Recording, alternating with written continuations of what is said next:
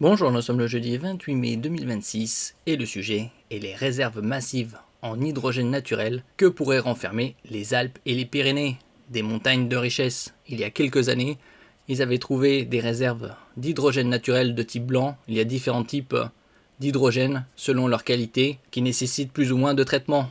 Et c'était dans le bassin lorrain. Ni pétrole ni gaz, les Alpes et les Pyrénées reposeraient sur des réserves massives d'hydrogène naturel.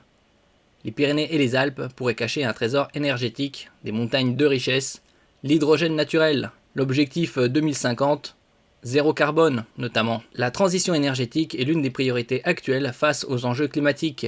Dans la course aux énergies alternatives, l'hydrogène naturel H2, identifié dans des chaînes de montagnes comme les Alpes et les Pyrénées, suscite de l'espoir.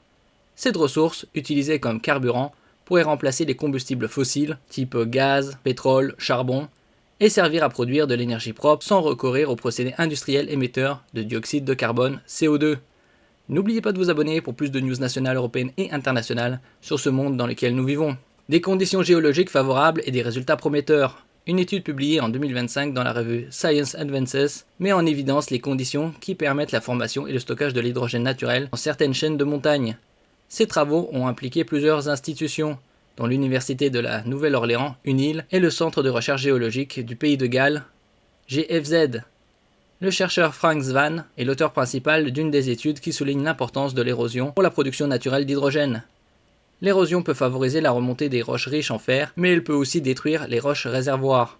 Des processus de convergence tectonique des plaques, suivis de millions d'années d'extension, ont permis à des roches du manteau terrestre de remonter en surface. Avec des températures adéquates, ces conditions ont favorisé des réactions chimiques entre l'eau et des minéraux riches en fer, connus sous le nom de serpentinisation.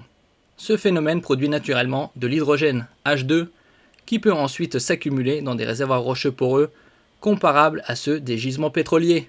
Vont-ils raser les montagnes pour pouvoir l'exploiter? Ou forer ici et là? Nous verrons ça dans un avenir plus ou moins proche. Comparaison entre massifs, Pyrénées et Alpes. Toutes les chaînes de montagnes ne présentent pas le même potentiel en hydrogène naturel. Les Pyrénées montrent un potentiel très favorable, mais les Alpes restent aussi une cible intéressante pour l'exploration. Ces différences ouvrent la voie à des recherches ciblées et à une possible exploitation future. Comme le résume Frank Svan, ces recherches confirment l'idée que les Pyrénées et les Alpes sont des cibles clés pour l'exploration de l'hydrogène naturel. Où en est l'exploitation et quels sont les défis? L'exploitation de l'hydrogène naturel existe déjà. Au Mali, il est utilisé pour produire de l'électricité à Bouraké-Boukou. Mais trouver des gisements importants pose les mêmes questions que pour le pétrole. Il faut des conditions très spécifiques pour identifier des réserves exploitables à grande échelle. Cela demande des recherches approfondies, nécessité rappelée par Frank Svan.